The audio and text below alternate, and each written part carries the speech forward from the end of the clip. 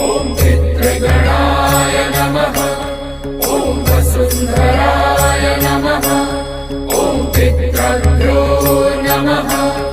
ॐ पितृवंशाय नमः। ॐ पितृदेवाय नमः।